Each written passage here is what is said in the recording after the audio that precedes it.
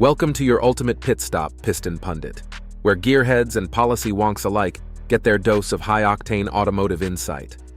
Today, we're taking a detour into the fast lane of international trade, where engine blocks meet diplomatic blockades. What started as a brewing tariff war between Mexico and the US has turned into a masterclass in strategy, starring none other than Mexico's newly minted president, Claudia Sheinbaum.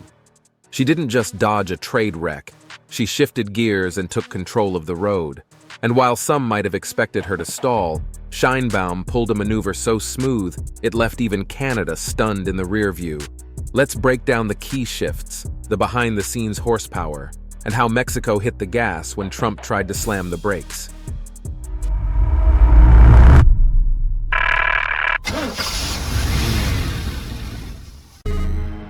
Tariff standoff ignites. Trump's threat versus Sheinbaum's steady hand.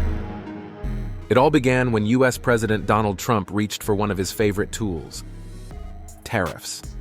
He threatened to slap a 25% import tax on everything from Mexican auto parts to avocados. For the automotive world, that's like throwing a wrench into a finely tuned engine. With Mexico exporting millions of vehicles and components to the US every year, the ripple effect would have stalled assembly lines on both sides of the border. But here's where it gets interesting. Claudia Sheinbaum, fresh in her presidential seat, didn't react with knee-jerk outrage. Instead, she opted for a more torque-filled approach, strength under control. She organized a massive rally in Mexico City's historic Zocalo Square, not as a protest, but a display of unity. Her message was all gears and grit. We won't yield, we'll retaliate if needed, but diplomacy comes first. While Canada scrambled with public outrage during its own trade scuffle with Trump, Sheinbaum remained composed. Her calm demeanor during a diplomatic call even prompted Trump to put the tariffs on ice until April 2nd. That's right, he cited respect for Sheinbaum, a courtesy he didn't extend to Justin Trudeau. With the threat temporarily stalled, Sheinbaum wasn't just shifting public sentiment, she was revving up her tactical engine behind the scenes. Under the hood, tactical pressure and auto industry power plays. While Sheinbaum drew headlines with her public poise, her administration was quietly shifting into high gear behind closed doors. Mexico's foreign ministry wasn't idle. They signaled readiness to launch retaliatory tariffs. And let's not forget the stakes. Mexico sends nearly 3 million vehicles northbound each year, accounting for over 25% of its exports.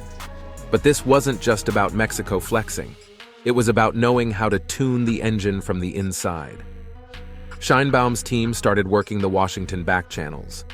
They built quiet alliances with US lawmakers, automakers, and agricultural lobbies. The message was clear: pull this tariff trigger, and American industry will misfire. US automakers, heavily reliant on Mexican-made parts and labor, weren't shy. They warned that tariffs would jam production lines faster than a seized piston. Agriculture groups joined the chorus, particularly from red states like Texas and California, Trump territory. Their concern? Reciprocal Mexican tariffs could crush American farmers under the weight of retaliatory costs.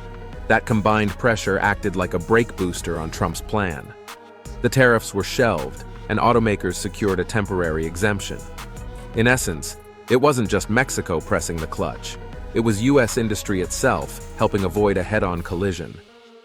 With the pressure tactics humming in the background, Sheinbaum's personal leadership style started to shape the public narrative front and center. Before we delve deeper, do us a favor and smash that like and subscribe button. This helps us reach more auto enthusiasts just like you. Now, let's shift gears and steer towards our next point. Claudia in control, steering diplomacy with populist precision.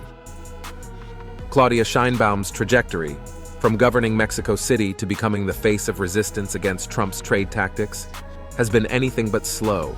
Her style, equal parts populist appeal and pragmatic execution. While Andrés Manuel López Obrador favored fiery speeches, Sheinbaum brings a data-driven, grounded approach that still resonates with the masses. Her popularity skyrocketed, 85% approval to be exact, largely because she didn't just manage the crisis, she reframed it. Mexico wasn't a victim, it was an equal player on the world stage. Her speeches emphasized sovereignty, dignity, and mutual respect, sentiments that struck a deep chord in a nation long wary of U.S. overreach. Even skeptics had to admit she handled the moment with skill. And here's the kicker. Trump himself praised her composure and class. Financial analysts, like those at Barclays, are signaling confidence that Sheinbaum's measured strategy may steer both countries clear of a full-blown trade war. And while her leadership shined in public, Sheinbaum's real leverage came from her ability to weaponize national assets, especially energy and immigration. Energy, migration, and the tariff sword, Mexico's strategic arsenal. Claudia Sheinbaum's leverage wasn't limited to diplomacy. Mexico holds some serious torque in this trade standoff. U.S. refineries rely heavily on Mexican crude, and the continent's fuel supply lines run straight through shared infrastructure. If provoked, Mexico hinted at taxing critical auto parts or cutting energy exports, moves that could stall American supply chains in a heartbeat. Migration also shifted into gear as a bargaining chip. In response to U.S. concerns over fentanyl and border crossings, Sheinbaum deployed 10,000 National Guard troops and tightened border control. February's data revealed a major dip in crossings, yet she maintained a humanitarian tone, avoiding the trap of appearing submissive. Sheinbaum even fired a few light jabs, highlighting U.S. gun exports driving cartel violence and mocking Google's relabeling of the Gulf of Mexico. These pointed but humorous critiques scored points at home without burning diplomatic bridges. Then came the warning.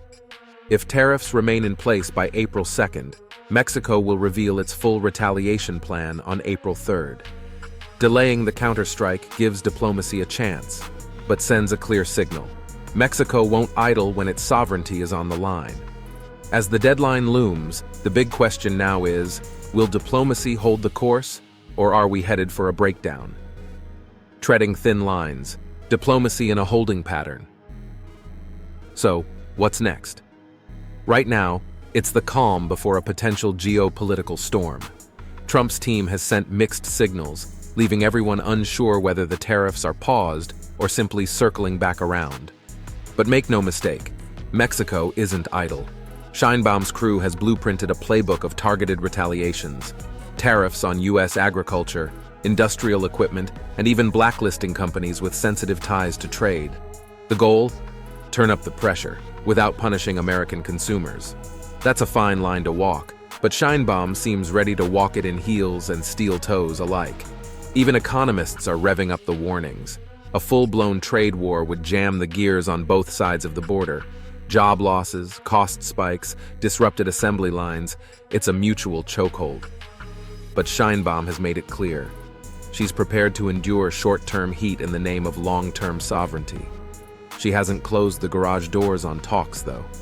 Diplomatic communication lines remain open, and Sheinbaum continues to lean on the framework of the USMCA to find common ground. But her message remains firm. If they try this again, we will respond the same way. Which brings us to the final checkpoint. Was this a victory lap, or just the end of lap 1 in a longer race? Verdict: Crossroads or cruise control? Sheinbaum's strategic showdown. Claudia Sheinbaum has shifted what could have been a full-blown trade collision into a moment of national pride and geopolitical respect. Her blend of calm diplomacy, strategic restraint, and clever pressure tactics earned praise from allies, and even from adversaries. But here's the real question. Is this a lasting solution, or just a pit stop before the next round? With April 2nd fast approaching, will Mexico stay the course, or fire up its retaliation plan? The stakes are massive. Automotive supply chains, oil trade, and regional diplomacy are all hanging in the balance. Now we want to hear from you. Is Sheinbaum's strategy sustainable or situational?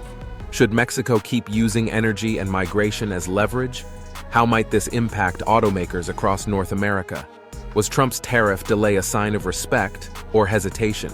Is this the new model for trade resistance? Please share your take in the comments. And don't forget to subscribe to Piston Pundit to stay tuned for more vehicle updates, policy plays, and automotive power moves. Thanks for watching and see you next time. You can now check out any of the videos on the screen. There's plenty more to explore.